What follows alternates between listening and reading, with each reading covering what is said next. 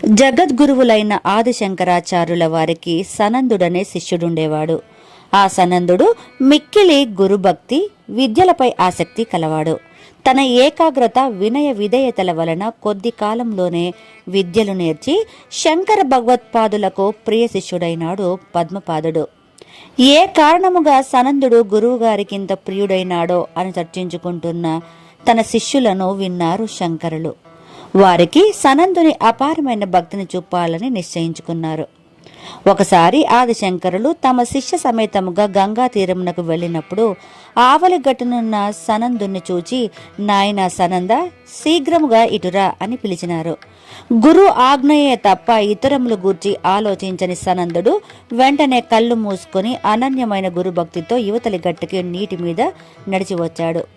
అప్పుడు సనందుడు నీటిలో మునిగిపోకుండా అతని పాదాల కింద పద్మాలను మొలిపించింది గంగా భవాని. ఆ ఆశ్చర్యకరమైన సంఘటన చూచి ముగ్ధులైన శిష్యులు సనందుని గురుభక్తి తెలుసుకున్నారు. అప్పటి నుండి సనందుడు పద్మపాదుడనే పేరుతో ప్రసిద్ధుడైనాడు. చోళదేశంలో పుట్టి పద్మపాదుడు బాల్యం నుండి అఖండ నృసింహ భక్తుడు. స్వామి సాక్షాత్కారం కోసం పవిత్రమైన అహోబిల అడవులలో ఎన్నో ఏండ్లు తీవ్ర తపస్సును చేసినాడు. కానీ నరహరి కరుణించలేదు.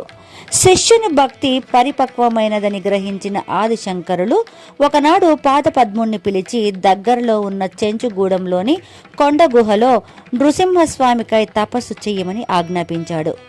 గురు ఆజ్ఞపై పద్మపాదుడు కొండ గుహ చేరి ఘోర తపస్సు ప్రారంభించాడు. తాపసి వచ్చాడని తెలియగానే పరుగు పరుగున సాధు సేవ చేద్దామని వచ్చాడు చెంచుగూడెం దొర బయన్న. స్వామి, నేను బయన్నను, ఈ నేల ఏలికను. దేనికోసం నీవు ఇక్కడికి వచ్చావు ధర అని అడిగాడు అతను.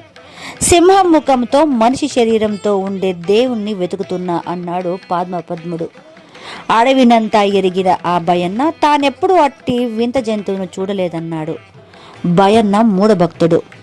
ఉంది అని రూఢిగా చెప్పిన పాదపద్ముని మాటలు విని, సామి, ఆ ముఖము నిజంగా ఉంటే కట్టేసి తెస్తా, లేకుంటే పానాలు వదిలేస్తా అని ఆ నరసింహమును వెతుక బయలుదేరాడు బయన్న.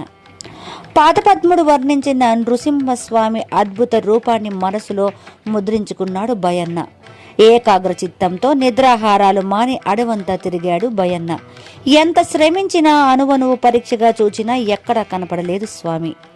నీవు కనిపించని ప్రాణమెందులకు అని బయన్న ప్రాణత్యాగం చేయబోయాడు. బయన్న నిస్వార్థ నిష్కల్మషం మూఢభక్తికి మెచ్చి నృసింహుడు ప్రత్యక్షమయ్యాడు. వెంటనే స్వామిని తీగలతో కట్టేసి పాదపద్ముని ముందర నిలబెట్టాడు బయన్న. కళ్ళ ముందరే బయన్నకు కనబడుతున్న నృసింహుడు పాదపద్మునకు కనబడలేదు. స్వామి, ఏమి నా పాపము అని ఆక్రోశించాడు పాదపద్ముడు. నాయన పద్మపాద, 1,000,000 సంవత్సరములు నా రూపాన్ని ధ్యానం చేసిన అలవడని ఏకాగ్ర భక్తి ఈ బయన్న ఒక్క రోజులో సాధించాడు. ఈ తత్పురుషుని సాంగిత్యం వల్లనే నీకు నా మాటలు వినబడుతున్నాయి. నీవు విచారించకు, నీ అఖండ గురుభక్తికి మెచ్చాను. అవసరమైనప్పుడు నేను నీకు దర్శనమిచ్చి నిన్ను కాపాడేదను అని ఆశీర్వదించి అదృశ్యమయ్యాడు స్వామి.